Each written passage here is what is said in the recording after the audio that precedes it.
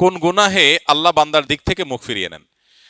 এই বিষয়ে প্রসিদ্ধ একটা হাদিস আছে, নবী সাল্লাল্লাহু আলাইহি ওয়াসাল্লাম বলেছেন, 3 ব্যক্তি এমন আছেন যাদের সাথে কিয়ামতের দিন আল্লাহ কথা বলবেন না, তাদেরকে আল্লাহ তাআলা পবিত্র করবেন না।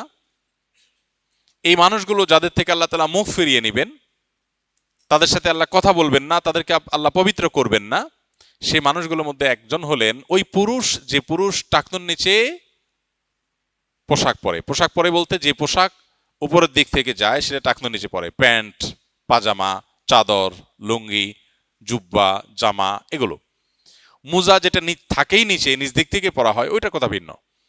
তো এই যে মুসবিল যে ব্যক্তি টাকনুর নিচে প্যান্ট, পাজামা, লুঙ্গি ইত্যাদি পরে, এই ব্যক্তি, তার সাথে আল্লাহ কিয়ামতের দিন কথাও বলবেন না এবং তার দিকে আল্লাহ তাকাবেনও না, তাকে আল্লাহ পবিত্রও করবেন না। এই 3টা ভয়াবহতা এই ব্যক্তির জন্য আছে, যে ব্যক্তি টাকনুর নিচে প্যান্ট, পাজামা, লুঙ্গি পরে। আমাদের দেশে অনেকে আছেন মসজিদে নামাজ পড়তে আসলে তখন প্যান্ট ভাঁজ করে। অনেক মসজিদে মুয়াজ্জিনরা মাইকে বলেনও যে টাকনুর নিচে যাদের প্যান্ট আছে প্যান্টগুলো উঠায় নেন। নামাজের জন্য এই কথা কেন বলবেন? এই সম্পর্কে একটা জয়ীফ হাদিস আছে যে মুসবিল ইজারে নামাজ কবুল হয় না। হাদিসটা সহিহ সূত্রে বর্ণিত না। বিশুদ্ধ হাদিসগুলো সবগুলো হলো কমন এবং জেনারেল, সব সময়ের জন্য এটা প্রযোজ্য যে পুরুষ মানুষ টাকনুর নিচে পোশাক পরবে না। এখন বৈজ্ঞানিক গবেষণা বলছে যে এটা পুরুষের জন্য ক্ষতিকর। যাই হোক, সেটা গবেষণা কি প্রমাণ হয়েছে এটা বড় কথা না, বড় কথা হলো নবী সাল্লাল্লাহু আলাইহি ওয়াসাল্লাম নিষেধ করেছেন, বাস শেষ। অতএব এই ব্যক্তি, যে ব্যক্তি টাকনুর নিচে প্যান্ট, পাজামা, লুঙ্গি, জুব্বা ইত্যাদি পরে, এই ব্যক্তি থেকে আল্লাহ কিয়ামতের দিন মুখ ফিরিয়ে নেবেন। খুবই ভয়াবহ কথা। 2 নম্বর হলেন ওই ব্যক্তি, যে ব্যক্তি কাউকে দান করে খোঁটা দেয়, অথবা যাকে দান করেছেন তাকে নানার কথা দিয়ে কষ্ট দেয়। দান করেছেন, আল্লাহর কাছে আশা করবেন এর বিনিময়, যাকে দান করেছেন তার সাথে আপনার কোনো আলাপ থাকবে না। দান করে খোঁটা দিলেন, কষ্ট দিলেন, খোঁচা মেরে কথা বললেন, এগুলো বললে আপনি আল্লাহ তাআলার দৃষ্টি থেকে সরে যাবেন কিয়ামতের ময়দানে। নাম্বার 3, ওই ব্যবসায়ী, যেই ব্যবসায়ী তার পণ্য বিক্রি করতে গিয়ে মিথ্যা শপথ করে। এখন তো ঘরে ঘরে, ভাই আল্লাহর কিরা, এটা কিনা পড়ছে এত, ভাই কিনতেও পারে না এত টাকা দিয়া, ডাহা মিথ্যা কথা। তো এই ব্যবসায়ী যে তার পণ্য বিক্রি করার প্রয়োজনে মিথ্যা শপথ করে ক্রেতাদের সাথে, কাস্টমারের সাথে, তার দিকে আল্লাহ তাকাবেনও না, তাকে পবিত্র করবেন না এবং কিয়ামতের দিন আল্লাহ রাব্বুল আলামিন তার সাথে কথাও বলবেন না। আল্লাহ আমাদেরকে এই সমস্ত বদগুণ, খারাপ গুণ থেকে, চরিত্র থেকে হেফাজত করার তৌফিক দান করুন।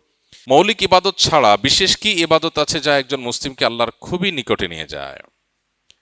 নবী করিম সাল্লাল্লাহু আলাইহি সাল্লাম থেকে একটি হাদিস বর্ণিত হয়েছে। হাদিসটা হলো হাদিসে কুদসি, অর্থাৎ আল্লাহর ভাষ্য নবী সাল্লাল্লাহু আলাইহি সাল্লামের ভাষায়। হাদিসটি বেশ প্রসিদ্ধ, সহিহ বুখারী সহ বিভিন্ন হাদিসের কিতাবে বর্ণিত হয়েছে। নবী সাল্লাল্লাহু আলাইহি সাল্লাম ইরশাদ করেছেন যে আল্লাহ রাব্বুল আলামিন বলেছেন তাকে, আল্লাহ বলছেন, মা তাকাররাবা ইলাইয়া আবদুন বিশাইইন আহাব্বু ইলাইয়া মিম্মা আফতারাতু আলাইহি। অর্থাৎ আল্লাহ বলছেন যে বান্দার প্রতি আমি যে আমলগুলোকে ফরজ করে দিয়েছি, যেমন 5 ওয়াক্ত নামাজ পড়া ফরজ, পর্দার বিধান মেনে চলা ফরজ, হালাল উপার্জন করা ফরজ, ফরজ যে কাজগুলো আল্লাহ বলছেন যে তিনি যেগুলো বান্দার উপর অপরিহার্য করে দিয়েছেন, এইগুলোর মাধ্যমে বান্দা আল্লাহর নৈকট্য লাভ করে। আল্লাহর নৈকট্য লাভের, আল্লাহর প্রিয় পাত্র হওয়ার, আল্লাহর প্রিয়জন হওয়ার সবচাইতে নিকটতম উপায় হলো, সবচেয়ে কার্যকর উপায় হলো ফরজ আমলগুলো করা। হাদিসের শেষ অংশে এসে বলেছেন, ওমা ইয়াজালু আবদি ইয়াতাকাররাবু ইলাইয়া বিন নওয়াফিল। আর ফরজ আমলের পর বান্দা যখন নফল আমল করতে থাকে, তখন নফল আমলগুলো করতে করতে করতে করতে বান্দা আল্লাহর অনেক বেশি নৈকট্য অর্জন করতে পারে। এমনকি এমন একটা পর্যায়ে হয়ে যায় যে তার চোখ, তার কান, তার সব অঙ্গ প্রত্যঙ্গ আল্লাহ দ্বারা নিয়ন্ত্রিত হয়, অর্থাৎ আল্লাহর হুকুমের বাইরে সে চলতে পারে না। তো এই জন্য আল্লাহর নৈকট্য লাভের জন্য আমাদের উচিত ফরজ আমলগুলোকে সবচেয়ে গুরুত্বের সাথে করা। আর দ্বিতীয়ত কাজ হলো নফল আমলগুলোকে খুঁটে খুঁটে করা।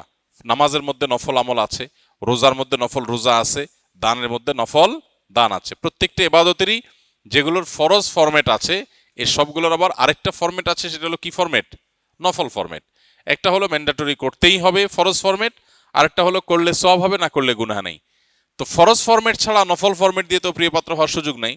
একজন কোনো অফিসে জব করেন, তিনি অফিস মালিকের প্রিয় পাত্র হতে হলে অফিসের যে মেইন ডিউটি 9টা to 5টা, এটা তো তাকে করতেই হবে। এই ডিউটিতে যদি ফাঁকি দেয় তাহলে কি অফিস মালিকের, অফিস কর্তৃপক্ষের তিনি প্রিয়পাত্র হতে পারবেন? মূল ডিউটি তাকে পালন করতেই হবে। এর পাশাপাশি তিনি যদি আরো আগে আসেন, সবার পরে যান, আরো বিষয় দেখভাল করেন, তখন তিনি আরো প্রিয়পাত্র হয়ে উঠবেন। ঠিক একইভাবে 5 ওয়াক্ত নামাজ না পড়লে কেউ আল্লাহর প্রিয়পাত্র হওয়ার সুযোগ নাই। অনেকে দেখবেন আজকাল দাবি করে সে তারা আল্লাহর ওলি হয়ে যাচ্ছে, ওলি হওয়ার পথে যাচ্ছে, নামাজের খবর নাই, ফরজের খবর নাই। তো ফরজগুলো ঠিক রাখলেন, এর পাশাপাশি আপনি সাধ্য অনুযায়ী তাহাজ্জুদ, তারপর সালাতুল ইশরাক, সালাতুদ দোহা, মসজিদে ঢুকার নামাজ, ওজুর নামাজ, এগুলো পড়লেন, তখন আল্লাহর আরো প্রিয়পাত্র হলেন। দানের ক্ষেত্রে যাকাত বছরে একবার, এটা আপনার সম্পদের উপর অপরিহার্য। এর পাশাপাশি আপনি যদি নফল দান করেন, মসজিদে, মাদ্রাসায়, গরিব দুঃখীকে, আত্মীয় স্বজনকে, প্রতিবেশীকে, অভাবী মানুষকে, তাহলে এর মাধ্যমে আল্লাহর আরো প্রিয়পাত্র হয়ে উঠতে পারবেন। তো এই জন্য এই দ্বিমুখী বা দুই দিককার প্রচেষ্টা, এটি যদি আমাদের চলতে থাকে, ইনশাআল্লাহ আল্লাহ তাআলা আমাদেরকে তার নৈকট্য লাভ করার তৌফিক দান করবেন।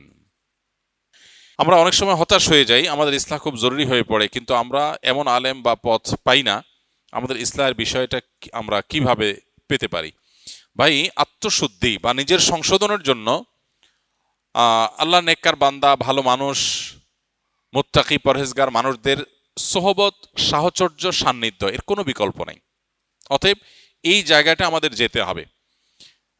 যেমন প্রশ্নে লিখেছেন যে ভালো মানুষ খুঁজে পান না, এটা কোনো কোনো ক্ষেত্রে শয়তানের ধোঁকা। ভালো মানুষ বলতে অনেক বড় নামকরা আলেম হইতে হবে এমন জরুরি না। সমাজে অনেক সাদামাঠা মানুষ আছেন, হয়তো গতানুগতিক সকল আলেম না, হুজুর না, কিন্তু লোকটা নেককার, তিনি হালাল হারাম মেনটেন করেন, আল্লাহর ভয় তার মধ্যে আছে। আপনি তার সান্নিধ্য নেবেন, তার সাহচর্য অবলম্বন করবেন, তার সাথে বন্ধুতা করবেন, দেখবেন আপনার ভিতরে সেই ভালো মানুষ হওয়ার প্রেরণা আপনি খুঁজে পাবেন। সান্নিধ্য মানুষকে ভালো হতে উৎসাহিত করে, এজন্য এই জিনিসটা অনেক বেশি গুরুত্বপূর্ণ। আমাদের এখন ফ্যামিলি, আমাদের বাচ্চা কাচ্চা, আমাদের নিজেদের ভালো পরিবেশ তাদের জন্য নিশ্চিত করা, এটা হলো আমাদের জন্য সবচেয়ে বড় চ্যালেঞ্জের বিষয়। এই জন্য এই যে আসুন্নাহ ফাউন্ডেশন মসজিদ কমপ্লেক্স, এটার আশপাশে আমরা চেষ্টা করছি একটা সোসাইটি ডেভেলপ করতে। আলহামদুলিল্লাহ, অনেকে এখানে আশেপাশে জমি কিনেছেন, শেয়ার নিয়েছেন। উদ্দেশ্য ছিল যে, এটা অলরেডি যদিও ক্লোজ হয়ে গেছে, কিন্তু এটার উদ্দেশ্যই হলো যে কিছু ভালো মানুষ থাকবে, একটা পরিবেশ তৈরি হবে, একে অন্যকে দেখে ভালো জিনিস শিখবে, উৎসাহিত হবে, যেটা আজ সোসাইটিতে সেভাবে নাই। একটা মিশ্র পরিবেশের মধ্যে আমরা বড় হচ্ছি, যার কারণে ভালোর পাশাপাশি মন্দ আমরা দুইটাই দেখে বড় হচ্ছি। ভালো দেখে যদি আমি 2 কদম আগাই, তো খারাপ দেখে 2 কদম আমাকে আবার পেছাতে হয়। তো সেজন্য নেককারদের সাহচর্য, এটাই হলো আমাদের আত্মশুদ্ধি বা ইসলাহের জন্য জরুরি বিষয়। যেখানে যার ভিতরে যে নেক জিনিস আছে সেটা গ্রহণ করার চেষ্টা করবেন, গুনাহমুক্ত পরিবেশ, তাকওয়ার পরিবেশে যাওয়ার জন্য সর্বোচ্চ ছাড় দিবেন। ইনশাআল্লাহ আল্লাহ তাআলা আত্মশুদ্ধির পথে আমাদেরকে নিয়ে যাবে।